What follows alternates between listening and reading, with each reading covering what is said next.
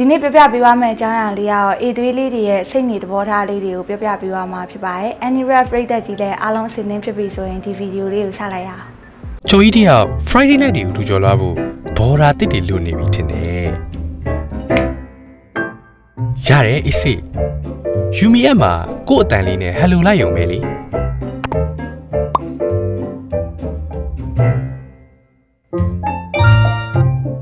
Yumi နှလုံးသားချင်းချိတ်ဆက်စို့ထမအောင်ဆုံးတိတာရဲ့နံပါတ်1အချက်ကတော့ A3 လေးတွေကအပြင်ပန်းကနေကြည့်လို့ရှိရင်စိတ်မာတရားအောင်ထင်ရပေမဲ့တကယ်တော့သူတို့ကစိတ်ထဲမှာဝမ်းနေတတ်ကြရဲအားငယ်တတ်ကြရဲသူတွေဖြစ်တယ်နံပါတ်2အချက်အနေနဲ့ A3 ပိုင်ရှင်လေးတွေကမျက်နှာထားခက်တီတီနေကြလို့လူတွေကတောင်းတန်စကားမပြောရဲကြတာတို့ပါလို့ရှိတယ်တကယ်တော့သူတို့ကအဲ့လိုမဟုတ်ပါဘူးပေါင်းကြီးမှအစင်းတီရဆိုလို့ပဲသူကတကယ်ပေါင်းကြည့်ရင်ပေါ်တော်တော်နေတတ်တယ်ပျော်ပျော်နေတတ်တဲ့လူလေးပေါ့နော်နံပါတ်3ချက်အနေနဲ့ A3 လေးတွေကခက်ချစ်ချစ်နေတတ်ကြပေမဲ့သူတို့အရန်ခင်သွားပြီဆိုလို့ရှိရင်လည်းစနောက်ပြီးတော့ပေါ်တော်တော်နဲ့နေတတ်ကြတယ်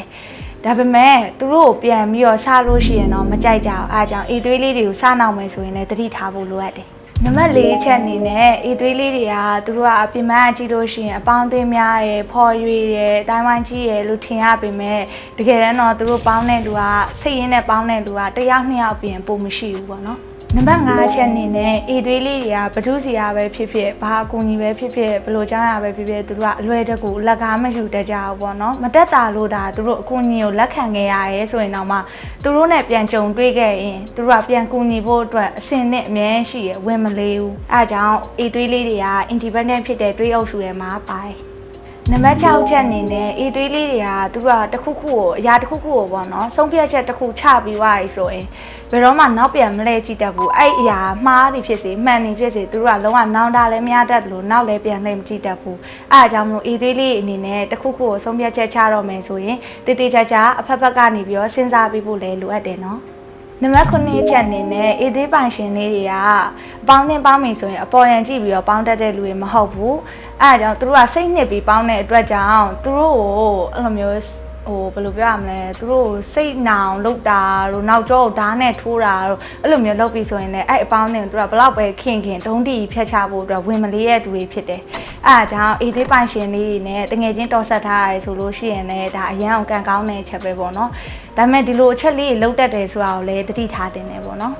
နံပါတ်8ချက်အနေနဲ့ A3 လေးရာရှင်ခုနပြောခဲ့သလိုပဲသူတို့တွေကအနေအေးတယ်အကုန်လုံးနဲ့ပေါင်းတင်ဆက်နေပေါ့နော်အကုန်လုံးနဲ့ဝင်ဆက်အောင်ပေါင်းတယ်ဒါပေမဲ့သူတို့ရဲ့တီးခတ်နိုင်စမ်းတော့ကြော်အောင်တော့သွားမလုံးနဲ့ပေါ့နော်သူတို့တီးခတ်နိုင်စမ်းကြော်အောင်သွားလုံးမိလို့ရှိရင်သူတို့ကအရန်ဒေါသကြီးရယ်ပုံမှန်ဓာတ်ကိုပို့ပြီးဒေါသကြီးရကြအောင်မလို့သူတို့ကိုဒေါသထွက်အောင်လို့အဲ့လိုမျိုးတီးခတ်နိုင်စမ်းကြော်လွန်အောင်လို့မလုံးမိဖို့လည်းလိုအပ်တယ်ပေါ့နော်နံပါတ်9ချက်အနေနဲ့ A3 လေးတွေရဲ့အားနည်းချက်ကသူတို့ကတစ်ဖက်သားကိုအယုံလွယ်တယ်အားနာတတ်တယ်စိတ်ရင်းနဲ့ပေါင်းတယ်အဲအားကြောင့်မလို့သူတို့မှာတစ်ချက်ရှိရင်တစ်ချက်ပဲပြရဲတရားသွားမပြဘူးကွာ fake မလုပ်ဘူးအဲအားကြောင့်မလို့ A3 လေးအနေနဲ့အားမနာတတ်ဖို့အယုံမလွယ်ဖို့လည်းအကြံပြုပေးခြင်းတယ်နောက်ဆုံးချက်အနေနဲ့ A3 လေးတွေကသူတို့အပေါ်လိန်နာညာတာတွေလောက်တာကိုသူတို့ကလုံးဝမကြိုက်ကြလို့သူများရဲ့ပေါ်လဲသူတို့ကအဲ့လိုမျိုးမလုပ်ကြဘူးအဲ့လိုမျိုးသူတို့လောက်တာခံရပြီဆိုလို့ရှိရင်လည်းသူကအညှိုးအတေးထားတာမျိုးမဟုတ်ဘဲနဲ့အဲ့နေရာမှာချက်ချင်းဖြစ်ချက်ချင်းရှင်းဒီကိစ္စကိုခုချက်ချင်းရှင်းနေဆိုတဲ့ပုံစံမျိုးပေါ့နော်အဲ့လိုမျိုးကြီးလောက်တက်ကြတဲ့သူတွေဖြစ်တယ်အဲ့ဒါကြောင့် A3 လေးအနေနဲ့ A3 လေးတွေကိုလိန်ထားညာထားရဲဆိုလို့ရှိရင်အဲ့အရာတွေကိုပြောပြခြင်းနဲ့ကိုကဝင်ခံခြင်းနဲ့ဆိုလို့ရှိရင်ကိုကအချိန်ကောင်းနေရာကောင်းရွေးပြီးတော့မှပြောပြတတ်ဖို့ဖြည့်ရှင်းတတ်ဖို့လည်းလိုအပ်တယ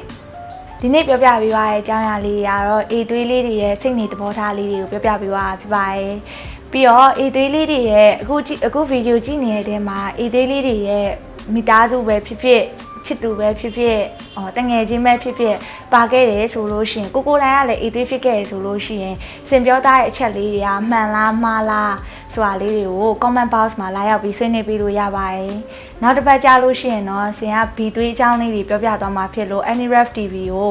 See First နဲ့ like လုပ်ထားဖို့လည်းမင်းနဲ့နော်။အားလုံးပဲဒီဗီဒီယိုလေးကိုကြိုက်နှစ်သက်တယ်ဆိုလို့ရှိရင် like and share လုပ်ပေးဖို့လည်းမျှော်လင့်ပါတယ်။အားလုံးပဲတတားချိုကြီးတယောက် Friday night တွေကိုထူကြော်လာဖို့ဘော်ရာတစ်တွေလိုနေပြီထင်တယ်။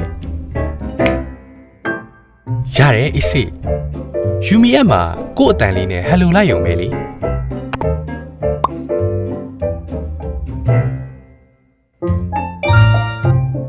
Yumi နှလုံး သားချင်းချိတ်ဆက်စို့